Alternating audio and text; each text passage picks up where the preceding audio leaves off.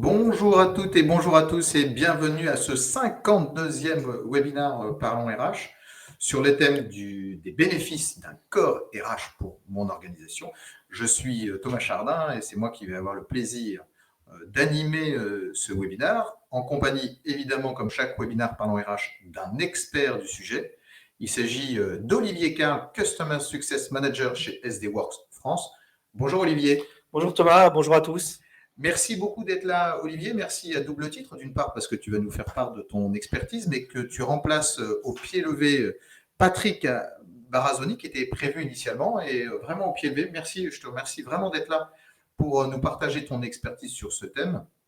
Ce n'est jamais très simple que de remplacer au pied levé quelqu'un qui était prévu initialement. On y reviendra peut-être. Puis en plus, je sais que tu nous viens de Montpellier. Donc en plus, tu fais le déplacement pour aller jusqu'à nos locaux à Nanterre. Voilà, alors quel va être le programme de ce webinaire? D'une part, Olivier va nous dire de quoi il en retourne au travers du concept ou de la démarche de Core HR, de Core RH.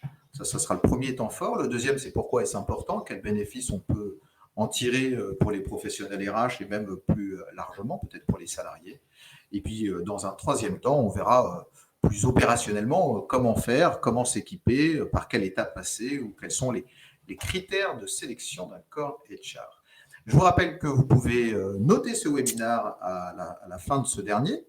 Vous pouvez le commenter et on prend vraiment avec beaucoup d'attention l'ensemble des commentaires auxquels on essaie de répondre. Vous pouvez télécharger la présentation qui va vous être faite et vous pouvez aussi, si vous le souhaitez, regarder le replay et le partager à des collègues.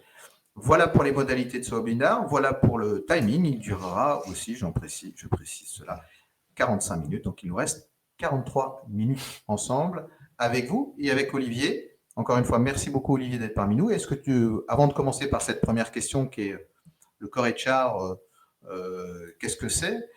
Est-ce que tu peux nous dire un petit peu d'où tu viens? Alors, je reprécise que tu n'es pas Patrick Barazoni. On a laissé ces petites photos pour lui faire un petit coucou à Patrick. Est-ce que tu peux juste nous dire en quelques mots quel est ton parcours et puis nous présenter pour ceux qui ne connaîtraient pas encore la société SD Works, ce que vous faites? Merci pour cette introduction Thomas. Effectivement, Patrick malheureusement n'est pas pu être présent pour raison médicale, donc je l'ai remplacé au pied levé pour vous présenter le Core RH et SD Works également. Donc j'ai une expérience d'une vingtaine d'années, ou déjà 20 ans, dans l'implémentation, la mise en place, les opérations de systèmes de SIRH et de paye. Donc on a travaillé précédemment sur des technologies qu'on a vu évoluer.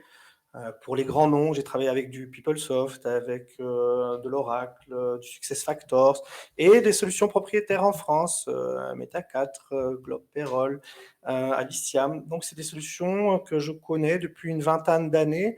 J'ai pu voir l'évolution du marché qui revient souvent par des allers-retours entre une approche globalisée et une approche de best of breed. Donc, on prend le meilleur de chaque marque. Et j'essaierai de partager cette expérience avec vous.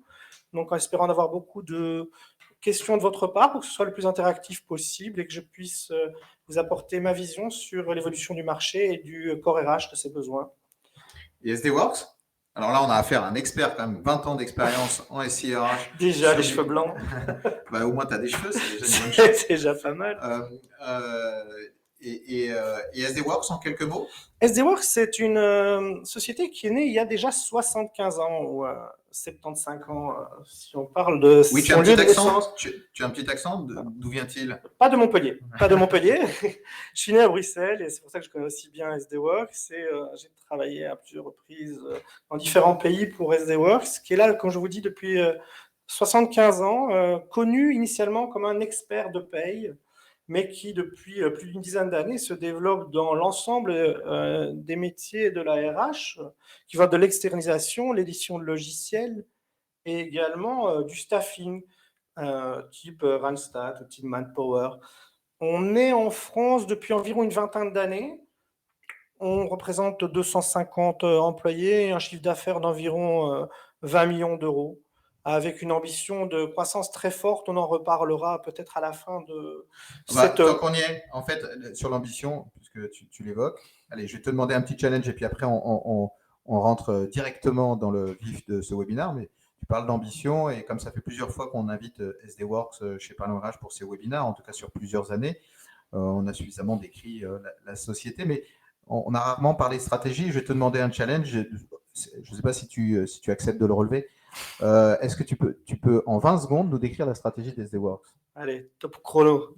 Tu acceptes, tu relèves le challenge? Je relève le Super, challenge. allons-y. Décompte les secondes. Voilà. Donc, SDWorks aimerait devenir le leader européen reconnu par les clients, pas forcément pour son chiffre d'affaires, pour le nombre d'employés qui travaillent pour SDWorks, mais pour la qualité. Que quand on parle RH, logiciel RH, staffing, paye en Europe, on pense à SDWorks. Nous sommes focalisés sur l'Europe. On pense que l'Europe est complexe et il faut des Européens pour développer des solutions pour les Européens. Donc, une belle ambition européenne. Une belle ambition européenne. Nous croyons en l'Europe.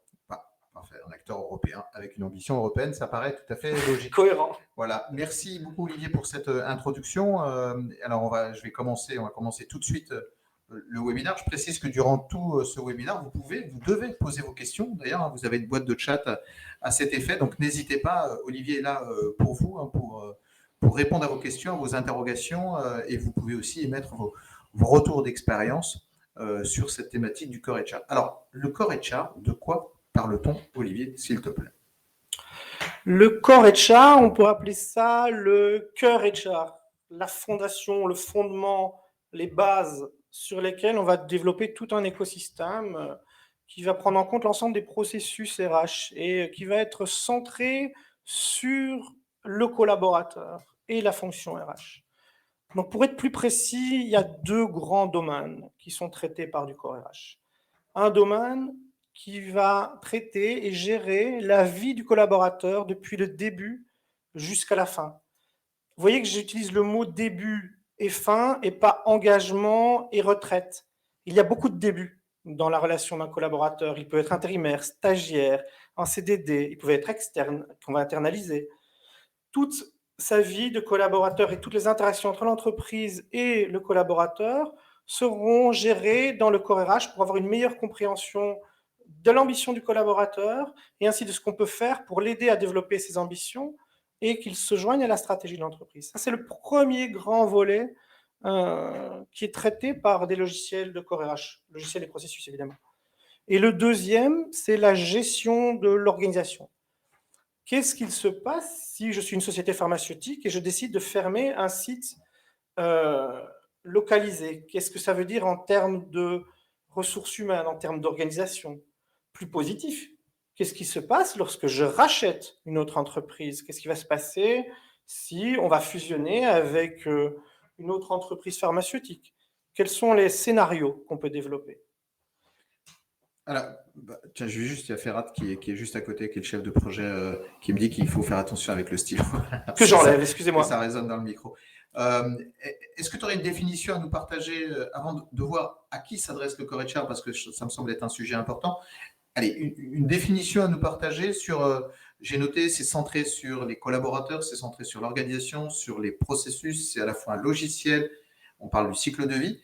Est-ce que tu aurais une définition à nous partager pour qu'on essaye de sérier cette démarche? Je ne sais même pas dire si c'est une démarche ou un outil ou... C'est bien parce que c'est les deux. D'accord. Et finalement, on a vu dans le passé que les organisations essayaient de changer en implémentant des logiciels. Et parfois, on mettait des logiciels pour pousser l'organisation à changer. Et parfois, on avait un changement et on allait mettre le logiciel derrière pour supporter ce changement. Pour revenir à ta question sur qu'est-ce qu'un Core RH, oui. C'est une banque de données. Elle est centrale, elle est unique et elle sert à prévoir. Donc, pour moi, c'est ça l'idée derrière le Core RH. Qu'est-ce qui se passe dans ma workforce, mon effectif? Je vais prévoir, par exemple, un besoin de production. Et je vais savoir, grâce à mon logiciel de RH, si j'ai les personnes suffisantes pour répondre à ce besoin de production. Si la réponse est oui, tant mieux. Si la réponse est non, on a 2 solutions. Soit on va aller recruter, soit on va aller développer les personnes. Et grâce à ce logiciel et ces processus, on a les informations de base pour plugger, pour mettre sur ce logiciel des solutions de formation, des solutions de performance, des solutions de succession planning. Donc, on va avoir l'ensemble du matériel pour permettre de développer les compétences pour matcher avec la stratégie de l'entreprise et les productions. En fait, il y a une espèce de démarche, c'est un outil et une démarche, j'allais dire platforming, désolé, ça ne veut pas dire grand-chose. En tout Oh, cas, moi, je te qui suis. mixe l'organisation et le collaborateur, ça hybride d'une certaine Tout à fait. manière, et processus et data. Je ne trahis pas la réalité en disant ça? On ne bâtit pas un colosse au pied d'argile. Et en fait, les pieds du colosse, le pied de l'écosystème focalisé sur le collaborateur, c'est le SIRH, c'est le Core RH. Des mauvaises données de base, vous pouvez faire tout ce que vous voulez derrière. Si les données de base ne sont pas bonnes, ben les décisions seront mauvaises. Or, aujourd'hui, on est capable de prendre des bonnes décisions avec des bonnes data. L'hypothèse de base, c'est qu'on suit le collaborateur depuis le début avec des données de qualité. Avec plusieurs débuts, comme tu l'as très bien dit. Oui. Alors, à qui ça s'adresse le Core HR? Moi, j'avais plutôt le sentiment que ça s'adressait à des grands groupes internationaux. Et en fait, dans nos échanges préalables, en tout cas avec SD Works et avec Patrick, on pouvait descendre assez bas. Ça s'adresse à qui? Mais traditionnellement, effectivement, tu as vu que quand je parlais des expériences des logiciels dont on parlait, je parlais de PeopleSoft, de SuccessFactors, d'Oracle et Business Suite. On va se dire, oh là, ça, c'est pas pour moi, ça, c'est pour les grands groupes. C'est traditionnellement le cas. Mais aujourd'hui, les technologies ont tellement avancé, on a permis d'arriver à proposer des solutions abordables pour des groupes. Et nous, on dit à partir de 50, 75 personnes, ça devient compliqué pour un directeur de connaître exactement l'ensemble de son effectif, les ambitions de chacun, connaître exactement les plans de développement. Donc, on a des solutions adaptées à des groupes à partir de 50, 75 personnes, jusqu'à des grands groupes, 10, 20 000, que ce soit en France ou en Europe. En fait, tu dis on a des solutions. En fait, là, ce que je comprends, c'est que le Core HR, ça s'adresse à des entreprises, PME, ETI de toute taille, puisque c'est à la fois un concept, une démarche et un outil, base de données et process. Donc, c'est plus de 50. Enfin, dès que le besoin émerge, en fait. Dès que le besoin, voilà, dès qu'on sent qu'on n'arrive plus à avoir un bon sentiment sur ce qui se passe dans son effectif, de bien connaître son effectif et qu'on a besoin d'un soutien, processus et logiciel. Donc, ça s'adresse à tout le monde. Mais tu viens d'évoquer un point et moi, ça m'intéresse, pardon. Alors, je pose la question, mais je vous invite tous à en poser. Puisque tu dis on, en fait, moi, on suit un petit peu au sein de Talon RH l'écosystème français de prestataires. Pour moi, SD Works, c'est un prestataire de services en paye, notamment dans le domaine de l'externalisation de la paye, pas que, je ne voudrais pas être trop réducteur. Et là, tu dis, on peut déployer un Core HR. Si moi, demain, je suis DRH d'une entreprise de 500 salariés, je peux toquer à la porte de SD Works pour acheter une solution de Core HR? Ben déjà, je te féliciterais que Parlons HR est devenu 500 employés. J'espère. Exactement. Et en fait, nous sommes historiquement, nous sommes un fournisseur de solutions de paye, d'externalisation de paye. D'ailleurs, dans nos localisations à Bidart, nous avons encore une centaine de personnes qui font de l'externalisation de paye. Mais de plus en plus, nous communiquons car nous sommes devenus un groupe complet RH. Et effectivement, imaginons que nous ayons un client avec une solution de paye déjà en place, ils en sont satisfaits. Nous proposons quand même un logiciel Core RH pour soutenir le développement et soutenir le futur de cette société. Donc, on peut acheter du standalone Core HR. Exactement. Je veux pas. Ok. C'est ça. C'est ça. Ok, Exactement. super. Allez, on continue. Alors, je vous rappelle que Olivier est là pour répondre à vos questions. Donc, n'hésitez pas à utiliser la boîte de chat ou à faire vos retours d'expérience. On a vu ce que c'était le Core HR. Je suis même rentré un peu dans le détail même des prestations des SD Works. Ce n'est pas forcément l'objet de ce webinaire, mais bon, ça me semblait intéressant. Quels sont les bénéfices maintenant? Pourquoi c'est si important le fait d'avoir un Core HR?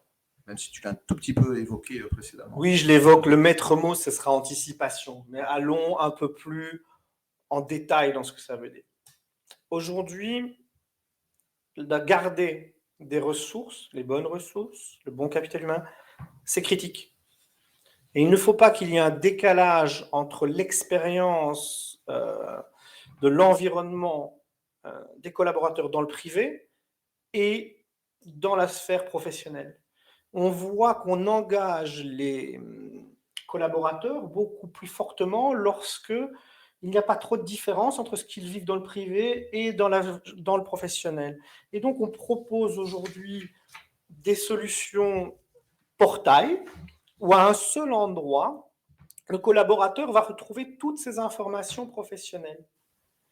La base, par exemple, va être son bulletin de paye. Il va pouvoir faire des demandes de congés. Il va pouvoir retrouver ses contrats. Ça, on le voit dans pas mal de nos clients, c'est déjà en place. Après, on va plus loin. Il pourrait choisir des options de mutuelle, de retraite.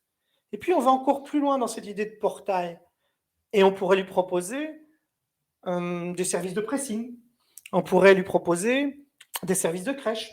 On pourrait lui proposer de racheter des voitures qui ont appartenu à la société. Donc, on s'imagine cet écosystème centralisé vers l'employé avec des technologies modernes qui ressemblent très fort à ce qu'il vit. On parle de plateforme. Alors, vous me direz, oui, mais tout ça, ce n'est pas le SIRH. Vous avez totalement raison. Mais le SIRH, c'est les données de base qui sont nécessaires pour fonder cet écosystème. Sans ces données de base, tout ce rêve ou ce futur n'est pas envisageable. Lorsqu'on met ce SIRH en place, on va également harmoniser les processus. Que je sois à Lyon, à Montpellier, à Paris, à Bruxelles, à Amsterdam, il y aura des données, des manières de faire qui seront les mêmes, quelle que soit ma localisation. Ça rend les choses équitables. Ça permet de faciliter la mobilité internationale. Donc, j'aimerais aller travailler dans un autre site, mais je ne vais pas être perdu lorsque j'arrive. Et on voit bien que cette idée de global local, on le retrouve dans les SIRH. Il y a les données corporate, donc les données que tout le groupe souhaite avoir pour piloter le groupe, mais sans oublier le local.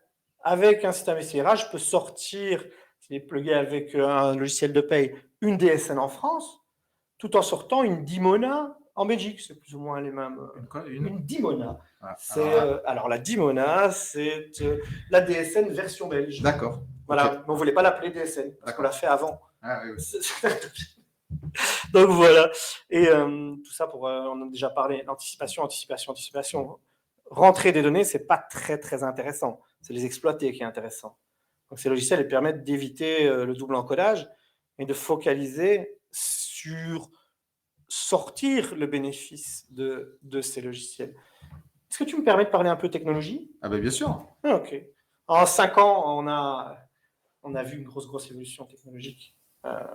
Et ça permet vraiment d'avoir un vrai décisionnel rapide et qui ressemble à la facilité que vous pouvez retrouver dans le privé lorsque vous allez chercher un Uber Eats, vous allez chercher votre restaurant, vous faites un drill down et vous allez chercher jusqu'au dernier détail. Lorsque vous cherchez des maisons ou des locations de vacances, vous pouvez aller faire un drill down de je veux que ce soit dans tel pays, de telle taille. Et bien, on a exactement les mêmes choses parce qu'on utilise maintenant les mêmes technologies. On appelle ça des banques de données dans la mémoire qui permettent ce qui était notre ambition il y a 15-20 ans, mais où c'était compliqué à mettre en place. Il y a 15-20 ans, on appelait des data warehouse, des data mart. C'était assez compliqué à mettre en place, mais l'ambition était la même. Aujourd'hui, c'est intégré au logiciel Core RH moderne. Oui, la technologie permet, ça y est, on y est, quoi. Ça permet d'avoir l'ensemble de ces bénéfices prévisionnels, d'être dans l'anticipation. Je vois stratégie groupe, reporting décisionnel, c'est ce que tu viens d'évoquer? C'est ce que j'ai évoqué. Est-ce que peut-être que je dois clarifier? Non. En fait, j'aimerais, je ne sais pas si on peut avoir des exemples, en fait, ou alors des datas chiffrées sur le bénéfice de cette démarche-là. Alors, des exemples, on peut en avoir. Tout le monde a l'ambition de connaître sa workforce, son effectif, de pouvoir savoir combien travaille dans tel département ou tel type de fonction, savoir qui doit évoluer, qui stagne, qui veut continuer, qui a besoin d'être motivé. Donc, cette conception, on la voit. Quant à la quantifier, c'est très, très compliqué. C'est très compliqué de dire, voilà, mettez un SIRH en place dans une société pharmaceutique de 500 personnes qui a une évolution, une croissance de 20% et vous gagnez 10 jours. Mathématiquement, j'imagine que quelqu'un en Excel pourrait s'imaginer à commencer à faire une thèse là-dessus, mais je n'ai pas vu les résultats. Par contre, j'ai une petite anecdote sympa, c'est qu'il y a 5 ans, j'ai mis en place, avec d'autres évidemment, un logiciel SIRH dans 105 pays pour une grosse société pharmaceutique il y a 5 ans de ça. Et aujourd'hui, c'est un des premiers à sortir un vaccin contre le Covid. Donc, est-ce qu'il y a un lien? Je n'oserais pas aller jusque-là et trêve de plaisanterie. Je pense qu'ils avaient déjà cette démarche-là qui fait qu'ils sont beaucoup plus agiles. Et dans tous les gros groupes pharmaceutiques, eux ont permis d'arriver rapidement et plus facilement, je pense, sur le marché parce qu'ils ont déjà cette mentalité agile centrée sur l'employé depuis 5-6 ans. On ne saura jamais s'il y a un lien, On ne saura une jamais causalité, mais en tout cas, il y a éventuellement une corrélation. Bravo en tout cas. Il y a pas mal de questions et c'est très bien. Pardon. Yves, non, mais Yves, Agnès, Laurent, on va les reprendre juste après. Alors, quoique, allez, on va peut-être justement se placer aux questions avant d'attaquer la troisième partie. Yves te pose la question, certes, mais comment implémenter un core HR? Oui, alors c'est vrai que c'est peut-être moi qui dis core HR, peut-être core RH ou cœur RH, je ne sais pas, quand le SI Pay est captif et imperméable aux interfaces avec des SI maîtres. En fait, c'est le thème qui est juste après, qui est de dire comment ce qu'on fait. Donc Yves, on garde votre question et on y répondra, Olivier y répondra juste après son propos. Agnès te pose la question suivante. Est-ce possible d'avoir une interface avec l'outil Pay ou GTA? Pareil, pardon, je prends connaissance de vos questions en live. Donc, pareil, Agnès, on y répondra juste après. Peut-être que la question de Laurent aussi. SIRH SD Works, alors je me permets de dire c'est SD Works, c'est pas SD Works avec un X. Brique maison ou briques de partenaires, on y répondra aussi juste après. Donc, n'hésitez pas à continuer vos questions. On va y répondre juste après. Tu veux y répondre maintenant? Je pense qu'on peut prendre les briques. Allons-y pour les briques. Puis on passera sur la mise en place. Allez, en 3 briques, ça c'est pyramide. Alors, très très drôle. Et donc, non, on a beaucoup de briques maison. Donc, la GTA, on appellerait SDWorks GTA. Vous le connaissez sous un autre nom qui s'appelle ProTime. L'autre brique que vous connaissez sous le nom de la paye, vous avez Globe Payroll et vous avez Alicia en France. Lorsqu'on parle de RH européen, c'est basé sur la technologie Globe Payroll. Donc, Core RH, GTA, Pay sont propriétaires. On reviendra aux discussions sur peut-on plugger un Core RH SDWorks sur des GTA non SDWorks et des Pay non SDWorks dans la partie implémentation. Mais donc, ce sont des briques maison, mais avec la possibilité d'ajouter des briques non maison. Je suppose que vous avez, comme tout éditeur, une dynamique de partenariat avec des best-of briques qui seraient hors de ce périmètre-là, Pay, GTA, RH, ou enfin. Nous poussons évidemment nos produits en GTA, en Analytics, en Pay et en RH, mais nous travaillons avec d'autres partenaires sur la partie talent. Voilà, Laurent. Donc, plutôt brique maison, la réponse à la question. Alors, encore une fois, Yves et Agnès, on n'oublie pas vos questions. Et justement, sur cette troisième thématique, on a vu ce que c'était, le Core HR, on a vu son intérêt dans le fait d'éviter la déconnexion, je vais utiliser ce terme-là, entre la technologie qui est utilisée dans la sphère perso et la technologie qui est utilisée dans la sphère pro. Il y a quand même parfois des usages qui sont un peu différents. Donc, le Core HR, en étant un petit peu en back-office, permet justement de structurer une espèce de portail, tu disais, de proposer un portail qui soit une espèce de self-service. En tout cas, c'est sur la base de ces fondations du Core HR qu'on peut proposer un certain nombre de fonctionnalités de portail, de self-service aux collaborateurs. Et je dirais tout simplement, pas forcément être à la mode, mais tout simplement raisonner avec son temps. Et c'est celui aussi de la techno, au travers de ça permet l'harmonisation, je résume un peu ton propos précédent, ça permet l'harmonisation des processus, une dynamique d'engagement des collaborateurs, agir en global et en même temps local, et en même temps pouvoir exploiter les données comme c'était permis il y a 20 ans, mais avec beaucoup plus de complexité. Maintenant, c'est quand même beaucoup plus simple d'être dans la prévision et dans l'anticipation. J'ai bien résumé? Impeccable, bon. Merci. Alors, maintenant qu'on a vu que c'était super important, on a vu ce que c'était, comment est-ce qu'on fait pour choisir son core HR? Encore une fois, n'hésite pas à me contredire si mes termes ne sont pas c'est totalement les bons termes, mais ici on a mis 3 points, mais il y en a d'autres, et je reprendrai également les questions qu'on a concernant les intégrations. C'est très important, effectivement. 3 grands points, 3 grands conseils qui viennent de notre expérience lorsque vous décidez de mettre en place des processus et un logiciel Core RH. La première, c'est de prendre une banque de données réellement unique. Vous pouvez utiliser le prétexte d'un projet SIRH pour harmoniser les processus qui pourraient être différents entre différents sites. Je pense à des sociétés, j'ai des clients en pharmacie qui ont plusieurs sites et qui travaillent complètement différemment. L'excuse d'un SIRH permet d'harmoniser dans un seul logiciel les processus. Ça facilite le changement. Et pour faciliter ce changement, il faut un leadership très fort au sein de l'entreprise pour pousser vers cette banque de données réellement unique. On y reviendra pendant les questions. Elle est unique sur le corps RH. Ça ne veut pas dire qu'elle reste dans son coin et que tout doit se mettre dans cette banque de données unique.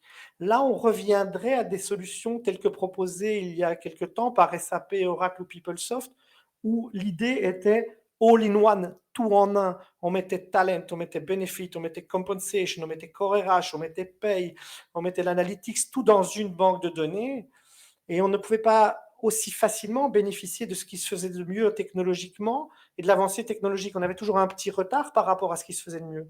On est revenu sur une banque de données Core RH centrale sur lequel on va plugger, on va mettre en fait le best of breed, les meilleurs logiciels possibles en termes de paye, en termes de GTA, en termes d'analytics, en termes de talent, en termes de compensation, en termes de bénéfices. Et je vais en profiter peut-être pour répondre aux deux questions, puisqu'on parle de banque de données unique. Donc, nous avons implémenté un core RH quand le SI-Pay est captif et imperméable aux interfaces avec des SI-maîtres. C'est effectivement un problème et je ne saurais que vous conseiller de changer pour un de nos produits qui serait moins imperméable aux interfaces. Comment aujourd'hui penser qu'un logiciel de paye peut rester dans son coin? Ça veut dire un double encodage. Chaque fois que je vais engager quelqu'un, je vais devoir l'engager dans le système de paye. Chaque fois que que quelqu'un va partir en congé maternité, comme je veux en tenir compte dans mes effectifs, je vais devoir faire la même manipulation dans le système de paye. Quand quelqu'un va partir à la retraite, même chose. Donc tout ça est source d'erreurs. Et aujourd'hui, les technologies sont tellement ouvertes qu'il est totalement possible d'interfacer de bout en bout toutes ces transactions. On part du SIRH pour dire la personne est engagée, ça part vers la GTA, ça part vers la paye, mais ça part également sur les personnes qui s'occupent des badges, ça part également vers les personnes qui s'occuperaient des voitures de société, ça part également vers les voitures qui doivent commander les logiciels. Vous voyez? Donc c'est la base qui permet de s'ouvrir au monde. Donc si les solutions actuelles sont closes, c'est très difficile de se baser sur ces solutions pour aller de l'avant. Je vais, en fait, en écoutant ta réponse, je vais essayer de répondre à Yves de façon très directe. Je ne suis pas du tout expert du sujet, mais en fait, si on dit comment implémenter un core HR quand le SIRH paye, enfin le SI paye est fermé, bah, par définition, un core HR, si j'ai bien compris, ça échange, c'est un système ouvert dans lequel chacun va pouvoir se plugger et tirer l'information nécessaire. Si on ne peut pas le faire, il n'y a pas d'espèce d'utilité à la chose. Donc, en fait, on ne peut pas implémenter un core HR quand on est avec un SIRH fermé. J'utilise ces termes. Là, je ne sais pas si ce sont les bons. Donc, effectivement, il faut peut-être.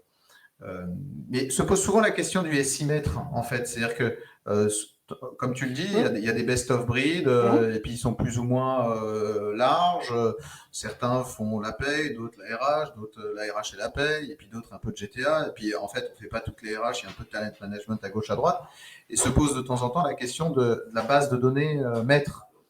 Donc, qui doit en fait, est-ce que tu as une position là-dessus sur où doit se situer cette base de données maître? Est-ce que c'est chez les acteurs RH ou les acteurs paye? Pour moi, ou les deux, ou je ne sais pas. Hein, pas de... Non, ça ne peut jamais être les deux. Parce que sinon, on n'a pas cette notion de maître-esclave, comme on dit. Donc, en fait, il y a toujours un logiciel maître, celui qui a les données importantes pour tous les autres. Et c'est ça l'intérêt du Core RH. Comme je l'ai dit, Core RH, Cœur RH, Fondation. on définit, et c'est là l'importance de la mise en place, quelles sont les données que j'appellerais données corporate, données entreprises. Quelles sont les données que je veux avoir et qui me seront utiles partout lorsque je parle de workforce, d'effectifs. Ça, c'est la partie globale. Et à ça, je vais ajouter toutes mes données locales. Je n'ai pas été assez clair précédemment là-dessus. Toutes mes données locales qui vont me permettre d'être en adéquation avec le réglementaire, avec le droit social, avec les obligations, avec les partenaires sociaux. Donc, tout ça se trouve dans le SIRH. Et après, on va agrandir les domaines fonctionnels du SIRH en mettant, vous parliez de talent, en mettant du talent.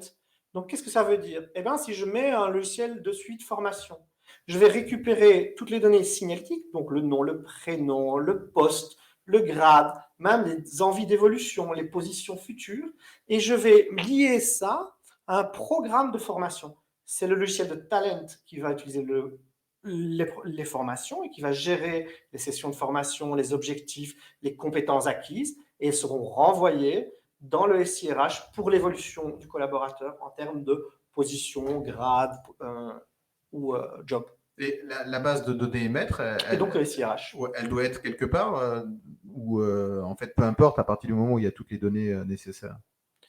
La plupart des logiciels de paye, puisque vous dites la comparaison entre les logiciels de paye et les logiciels RH, ne contiennent pas les informations nécessaires pour faire du prévisionnel sur l'organisation, des simulations. Et donc, je conseille de mettre ça dans un SIRH Core RH plutôt que dans les logiciels de paye, car les logiciels SIRH permettent de faire ces simulations et ces digitalisations. Ok. Et sur la question de Agnès, est-ce possible d'avoir une interface avec l'outil Paye ou GTA? Oui, et souvent on parle même d'interface aller-retour. Donc, je vais, moi, SIRH envoyer à la GTA l'organisation pour savoir qui est le manager de qui approuve les congés, qui approuve les absences. Une fois les absences renvoyées, on ne les envoie pas forcément vers le SIRH, on les envoie peut-être directement vers les logiciels de paye pour pouvoir prendre en compte les absences et les présences du personnel. Ceux qui calculent un net, le net est renvoyé pour des raisons de reporting au SIRH. Donc, vous voyez, on imbrique ces trois logiciels tout en gardant le SIRH maître des données signalétiques qu'il envoie à la GTA et qui envoie au logiciel de paye. Alors, Yves poursuit l'échange en faisant la remarque suivante. Le point bloquant rencontré aujourd'hui avec un gros système d'information de paye porte sur la création des collaborateurs, pas sur les variables. Est-ce que c'est quelque chose que tu as rencontré dans ton expérience, c'est-à-dire que le fait que ce soit bloquant sur la création d'un collaborateur? Pas particulièrement. Pas particulièrement, non. Bon, il faudrait Ni creuser, création, oui, mais creuser en détail. j'invite Yves à me contacter après le webinaire et je regarderai avec lui exactement les problématiques qu'il rencontre et on pourra en discuter. Voilà, c'est pour dégager des pistes. Alors, on a vu la base de données réellement unique. Tu peux nous parler des deux autres sujets? Alors, le dossier collaborateur, vous avez vu que dans la vision SDWorks, en tout cas dans comment je l'exprime, le collaborateur est central. On fait c'est collaborateur-centrique, employee-centrique. Donc, quand on décide de qu'est-ce qu'on va mettre dans les données corporate, vous voyez, ces données que je dis dans les CRH sont très importantes, il faut toujours penser à avoir ce dossier collaborateur unique depuis le début de la vie dans l'entreprise jusqu'à la fin. Déjà, pour le collaborateur, qu'est-ce que c'est agréable de ne pas devoir répéter 50 fois les mêmes choses et lorsqu'on fait un changement d'adresse, de recevoir tout à la bonne adresse et pas « Ah oui, mais dans le logiciel de Talent, on a oublié de te le changer, donc on a envoyé ton invitation à la formation à un mauvais endroit. » Donc, vous voyez ce que je veux dire? C'est très agréable pour le collaborateur qui vive exactement la même chose que dans le privé avec un dossier collaborateur unique. C'est ce qui doit driver, c'est ce qui doit être le maître mot lorsqu'on décide de l'implémentation, vers quoi on va. Le maître mot, c'est le dossier unique pour le collaborateur et la vision stratégique pour l'entreprise. Et la partie digitalisation? Alors, la digitalisation qu'on a appelée intelligente des processus RH, intelligente… Il faut que tu me dises absolument ce que signifie intelligent. Exactement. En fait, c'est nous qui avons proposé des bonnes pratiques. On a dit que nous, on était intelligents. Je pense que c'est un peu prétentieux. En fait, qu'est-ce que ça veut dire, digitalisation intelligente? Ça veut dire qu'on a repris les bonnes pratiques de nos divers clients et vous ne commencez pas avec une boîte vide. On vous propose une manière de suivre la vie du collaborateur. On propose différents statuts de l'intérimaire aux temporaires, aux CDI, aux stagiaires, à l'externe. Donc ça, c'est déjà proposé comment gérer l'engagement d'un externe, comment gérer la prolongation d'un stagiaire, comment passer de plusieurs contrats d'intérimaire à un CDI. Donc c'est déjà proposé dans le logiciel, il est préconfiguré et on a l'ambition de penser que c'est préconfiguré de manière intelligente. On ne fera jamais sans votre validation, bien évidemment, et tout le processus de mise en place est un processus de validation de cette proposition intelligente. Ok, donc ça c'est la digitalisation des process. On voit que pour choisir donc un core HR, il y a 3 critères. Est-ce qu'il propose une base de données unique? Exactement. Unique pas au sens all-in-one que tu évoquais, oui. Unique au sens de la RH. Est-ce qu'on est employé centrique? Est-ce qu'il y a un dossier collaborateur unique? Et est-ce qu'il y a cette on va dire, mutualisation de l'expérience au travers d'une digitalisation intelligente des processus? C'est bien, ça, c'est les 3 critères principaux pour choisir son core HR, c'est ça? Oui, d'après nous, c'est. Non, mais pardon, je t'ai coupé. Non, c'est moi qui t'ai attendu. Ouais. En fait, est-ce que tous les core HR, il y a une base de données unique, non? Alors, tous les corps. Parce que sur le premier point, sur la base de données réellement unique, est-ce qu'un core HR, par définition, il n'y a pas unicité déjà Je vais répondre à une question par une question. Oui, bien sûr. Est-ce que dans les sociétés actuelles, ils n'ont qu'une banque de données RH et un logiciel RH? Donc, oui, évidemment, derrière chaque logiciel RH, il y a une banque de données RH. Ce n'est pas ça le point. Le point est-ce qu'aujourd'hui, vos entreprises utilisent un et un seul logiciel pour traiter des données collaborateurs? Moi, quand je rentre dans des sociétés, on va souvent retrouver, oui, notre logiciel RH est celui-là. Ah, sauf à Thionville, parce qu'à Thionville, c'est un peu différent. Mais ce n'est pas grave parce que ce n'est pas grand-chose, ils font plus ou moins la même chose. C'est ça que je voulais dire. Cette donnée unique, c'est le prétexte pour aller vers une uniformisation, une harmonisation. On prétexte le logiciel SIRH, Core RH, pour aller vers cette unicité. Ok. Est-ce que vous avez d'autres questions? Voilà, n'hésitez pas.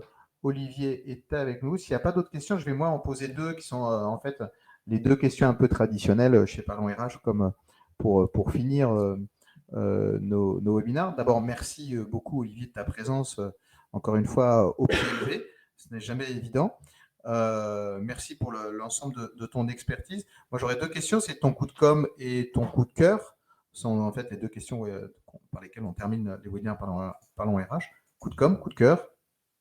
Ben déjà, je te remercie moi de m'avoir invité. Je t'en prie. C'était très intéressant. Et mon coup de com', nous avons des grandes ambitions pour la France et on se donne les moyens de nos ambitions. Et pour se donner les moyens de nos ambitions, on a besoin de recruter 70 collaborateurs sur 2022.